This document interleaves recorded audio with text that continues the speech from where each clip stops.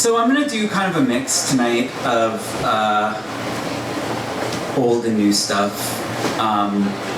This first bit is from a manuscript that I wrote and finished a couple years ago, last year, whatever. Yeah, so this is just some of that. I'm not going to tell a whole lot of stories between the poems because I don't really have a lot to say about them. I just wrote them. Anyway, so I will get started. 8 years later, the breath of amnesia stains the roach traps where apples decay.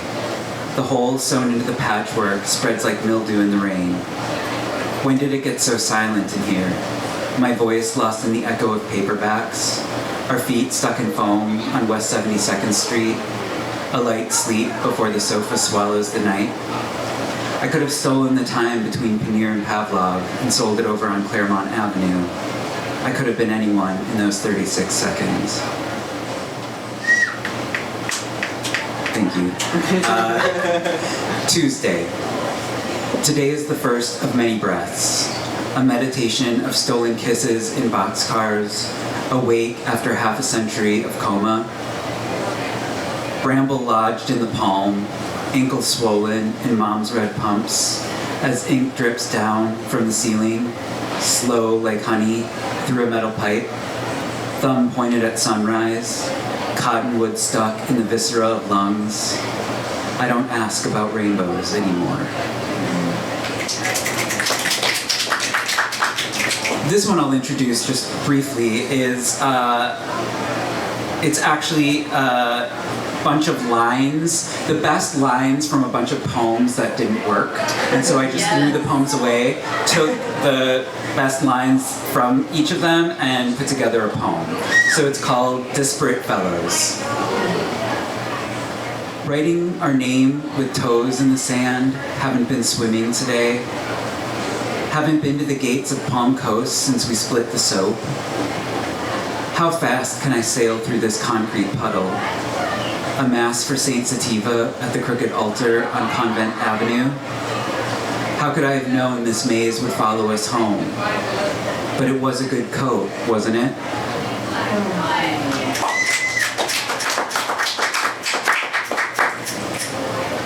The other side of the fence. Trying to dismantle the algae built up over our window. The room doesn't fill with light anymore. It's all just a rerun of Mozart, clipping magazines to find the right words to complement the void in my throat. If I told you I was sorry, would that change the color of my eyes? Would that stop the erosion?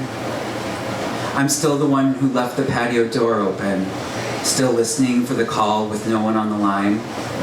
I'm always negotiating the minutes in an hour, like scratching out the mirror will fix this broken stone.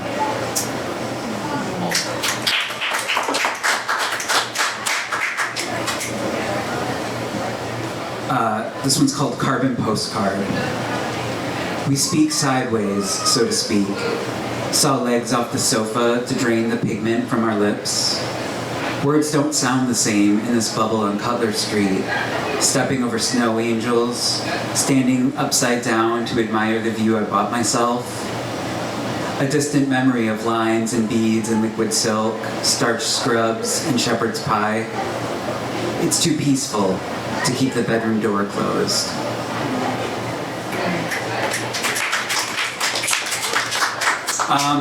This one I've read a lot here, so some of you have probably heard it before, but I'm going to read it anyway, because this is a poem I really like that I wrote.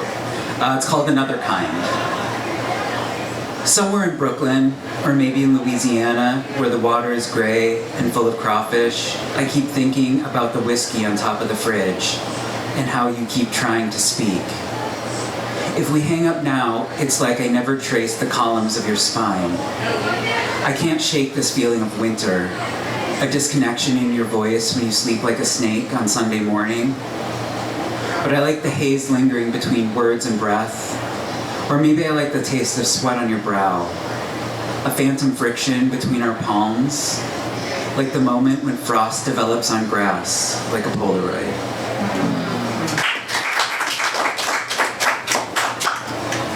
This one's called Winter.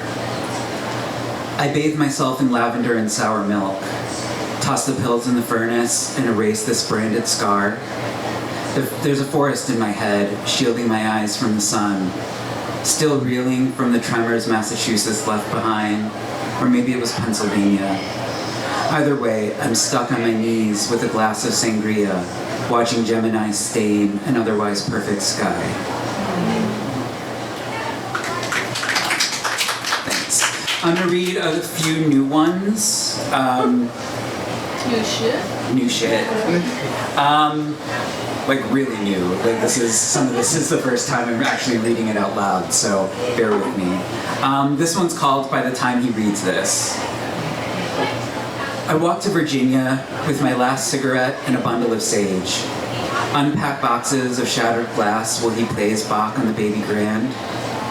It's not like the night we ate mushrooms and carried our feet to the edge of the rooftop. Danced to crickets and cicadas in the July heat. There's still no breeze on this side of the railroad tracks. No one on the other side of the mirror to hold my hand while the perennials bloom. This one has two titles because I couldn't decide. So it's Eulogy, Silver Locket. The room tastes of ginger and cinnamon tea. All the chords have been played and the leaves painted indigo blue. Tomorrow I will wake with a migraine, sail from a brown bottle to the edge of the horizon. I can't hear the ocean from my window, but he smiles and pats gold glitter on his swollen cheeks.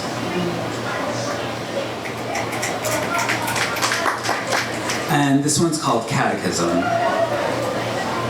There's a gray wolf at the end of the tunnel, a wrinkled atlas and can of warm cola. He says he'll call when the fog lifts, when the water runs clear from the rusted pipes. There's no air circulation between us, a white ribbon to hold my hair in place. He says we will explode in our skin, but I don't call this avenue home anymore. All right, and then I'm going to read one more, which is actually from the older manuscript. This is the longest poem I've ever written. Don't let that scare you. You just heard how short my regular poems are, so it's not that long, but this is the longest poem I've ever written. And I call it Thunder Wishes It Could Be the Snow. Yes, it's a Tori Amos lyric.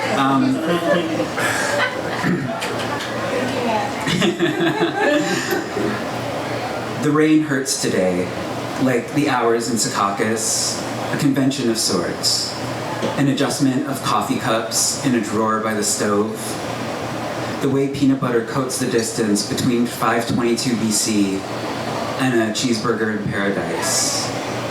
Now the songs we sing vibrate back against the wet glass that separates what is me from me. Why can't the rhythm that keeps us breathing hear beyond this moment when fog becomes snow on the nape of my neck?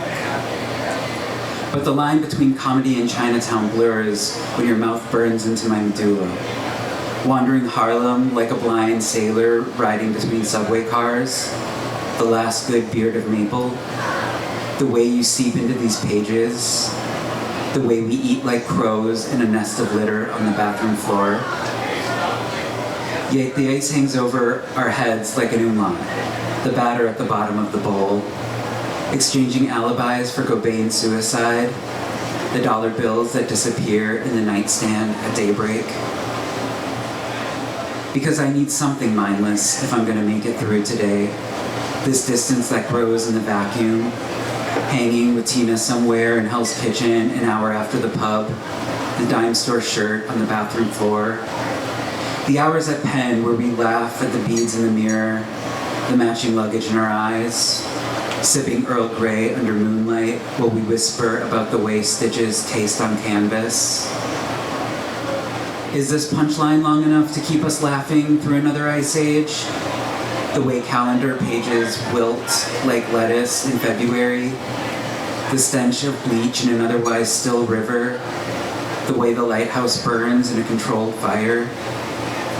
Still, I don't recall the taste of wind at West Windsor or the fold of napkins in the rain. the path of black and iron under the solstice sky. Your childhood smells like chemical waste. Mine smells of silage in August.